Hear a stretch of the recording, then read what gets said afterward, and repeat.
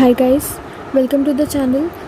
पिछले वीडियो में हमने डिस्कस कर लिया था क्वांटाइजेशन ऑफ चार्ज और हम टॉपिक पे थे कूलम्स लॉ।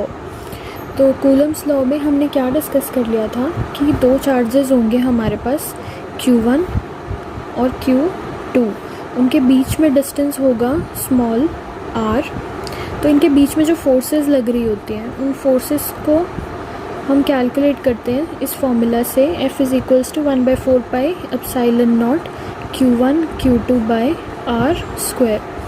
ये फॉर्मूला तब वैलिड था जब हमारा ये जो सिस्टम है ये वैक्यूम में होता है। तो सिस्टम जब वैक्यूम में होगा तो हम ये फॉर्मूला यूज़ करेंगे। बट अगर ये सिस्टम वैक्यूम में ना होके किसी इंसुलेटेड मीडियम में है, ओके, ये सिस्टम अब किसी मीडियम में है, तब हम क्या करेंगे। अच्छा, एक चीज़ और, हमने के बोला था 1/4 पाई एप्सिलॉन नॉट को, और हमने ये भी डिस्कस किया था कि इसकी अप्रॉक्सीमेट वैल्यू होती है 9 × 10⁻⁹ न्यूटन मीटर स्क्वायर पर कूलम स्क्वायर। राइट, ये हमने डिस्कस कर लिया था। तो अब हमें डिस्कस करना है कि ये सिस्टम मीडियम में है तो फोर्सेस जो होंगी वो किसके इक्वल होंगी। तो जो फोर्स का फॉर्मूला होगा वो हो जाएगा 1/4 pi epsilon Q1 Q2 by R square. Simply epsilon naught की जगह एप्सिलॉन आ जाएगा। तो ये फोर्स का फॉर्मूला होगा जब हमारा ये जो मीडियम में पड़ा हुआ है सिस्टम, ये सिस्टम अगर मीडियम में होगा तो ये फोर्स का फॉर्मूला हम यूज़ करेंगे। तो सिंपली चेंज क्या आ रहा है, एप्सिलॉन नॉट की जगह हम एप्सिलॉन यूज़ कर रहे हैं। तो ये एप्सिलॉन नॉट क्या थी, हमारी परमिटिविटी कांस्टेंट था। यहाँ पे ये भी परमिटिविटी है बट ये है एब्सोल्यूट परमिटिविटी, इसे हम बोलते हैं एब्सोल्यूट परमिटिविटी। बेसिकली ये absolute permittivity of the medium होगी। तो अब हमने क्या डिस्कस करना है, इसको हम मान लेते हैं इक्वेशन 1, इसको मान लेते हैं इक्वेशन 2।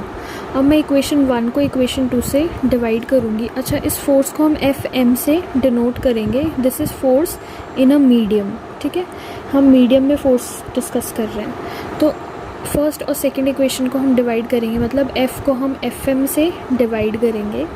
तो न्यूमरेटर में है F, तो F की वैल्यू डाल देंगे 1/4 pi epsilon naught Q1 Q2 by R square whole divided by FM की value 1/4 pi epsilon Q1 Q2 by R square. So basically ये कट जाएगा, ये सारा कट जाएगा, ऊपर बचेगा यहाँ पे एप्सिलॉन नॉट और यहाँ बचेगा एप्सिलॉन। तो बेसिकली F अपॉन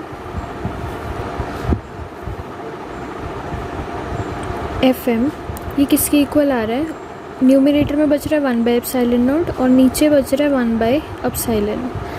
तो बेसिकली ये जो 1/एप्सिलॉन नॉट डिनोमिनेटर में है, एक्चुअली F/FM यहाँ पे है 1/एप्सिलॉन नॉट, डिनोमिनेटर में है 1/एप्सिलॉन। अब ये जब न्यूमरेटर में जाएगा तो ये बन जाएगा एप्सिलॉन/1।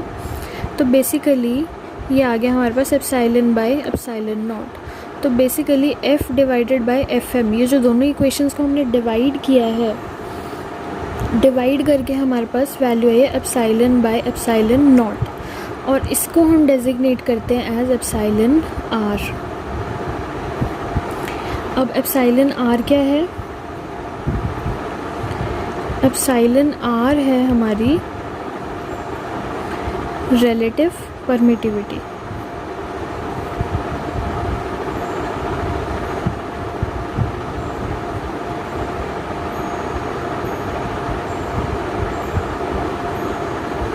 ठीक है, एप्सिलॉन R होगी हमारी रिलेटिव परमिटिविटी। तो बेसिकली जो एप्सिलॉन R होगा हमारा वो होगा एप्सिलॉन/एप्सिलॉन नॉट। ठीक है, तो यहाँ से अब मैं क्या करने वाली हूँ, यहाँ से मैं एप्सिलॉन की वैल्यू निकालने वाली हूँ। एप्सिलॉन क्या आ जाएगा, एप्सिलॉन नॉट इधर ऊपर चला जाएगा तो क्या आ जाएगा एप्सिलॉन R × एप्सिलॉन नॉट। ठीक है, तो बेसिकली आपको याद क्या रखनी है चीज़ें, ये वाली, ठीक है, और एक ये रिलेशन। यहाँ से मैंने एप्सिलॉन की वैल्यू निकाल ली है और अब मैं इस वैल्यू को, इस एप्सिलॉन की वैल्यू को मैं यहाँ पे पुट करूँगी, इस एप्सिलॉन की जगह पे पुट करूँगी। तो क्या मिलेगा हमें, FM क्या आ जाएगा 1/4 pi epsilon R into epsilon naught Q1 Q2 by R square. तो अगर आपको रिलेटिव परमिटिविटी मीडियम की पता है, एप्साइलन नॉट वैल्यू पता है, तो भी आप FM निकाल सकते हैं। मतलब सारी चीज़ें इंटर कनेक्टेड हैं। आपको याद क्या रखना है, अगर मीडियम में लग रही है फोर्स तो उसके लिए ये फॉर्मूला यूज़ करना है। मतलब एप्साइलन आएगा, अगर वैक्यूम है तो एप्साइलन नॉट आएगा, और 1/4 एप्साइलन नॉट की वैल्यू हमें पता होती है। ठीक है, दूसरा हमें ये रिलेशन याद रखना है। बाकी सारी चीज़ें इंटर लिंक्ड हैं, सिर्फ समझने की ज़रूरत है। लर्न करने के लिए बहुत कुछ नहीं है यहाँ पे। ठीक है, बस ये फॉर्मूला याद होगा। मीडियम में एप्साइलन नॉट की जगह एप्साइलन आ जाएगा। एप्साइलन आर क्या होता है, epsilon divided by epsilon not. बाकी सारी चीज़ें इंटर लिंक्ड होंगी। एक चीज़ और, जब से हम कूलम लॉ डिस्कस कर रहे हैं, हमने सिर्फ फोर्सेस बोला है कि इन दोनों के बीच में फोर्सेस क्या लग रही होंगी, बट हमने अब तक ये डिस्कस नहीं किया है कि फ़ोर्स किस डायरेक्शन में लग रही होगी। राइट, हमने ये नहीं बताया किसी भी फॉर्मूला में कि किस डायरेक्शन में फ़ोर्स लग रही होगी इन चार्जेस को। तो डायरेक्शन बताने के लिए हमें कूलम्स लॉ को उसकी वेक्टर फॉर्म में पढ़ना होता है। तो वही हमारा नेक्स्ट टॉपिक होगा, Coulomb's law in vector form.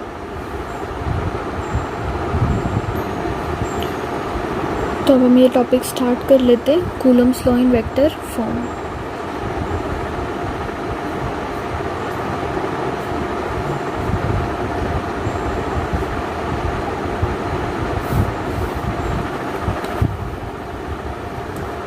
तो इसमें भी अभी हमारे पास क्या होगा, दो चार्जेस होंगे Q1 और Q2। दो चार्जेस होंगे हमारे पास, उनके बीच में डिस्टेंस होगा सम डिस्टेंस R।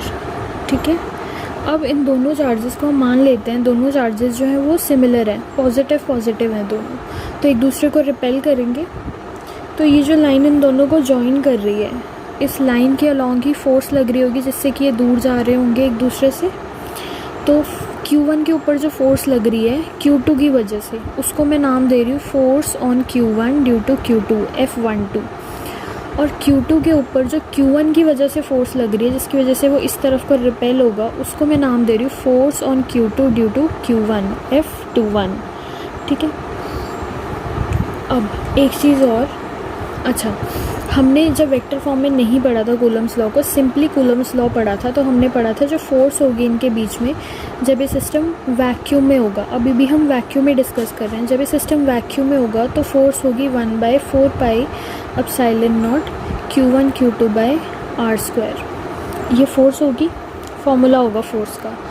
अब एक चीज़ और हमने पढ़ी हुई है, यूनिट वेक्टर जो होता है, मान लीजिए आर यूनिट वेक्टर है, वो किसके इक्वल होता है, R vector divided by mod of R. Right,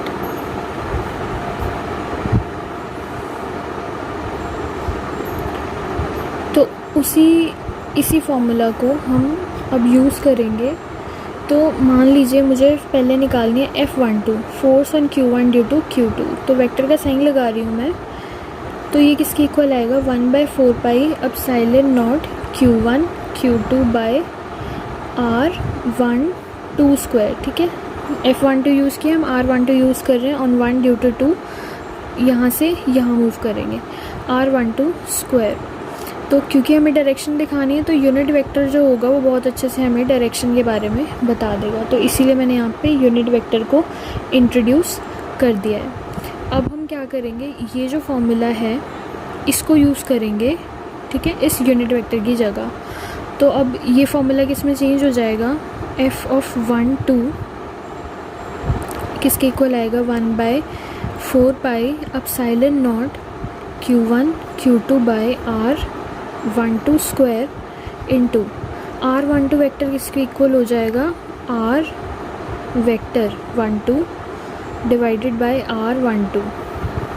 okay, so ये मैग्नीट्यूड में होता है और ये वेक्टर फॉर्म में होता है। तो एक्चुअली F12 किसके इक्वल आ जाएगा, 1/4 pi epsilon naught Q1 Q2 by R12 square and R12 the power 1।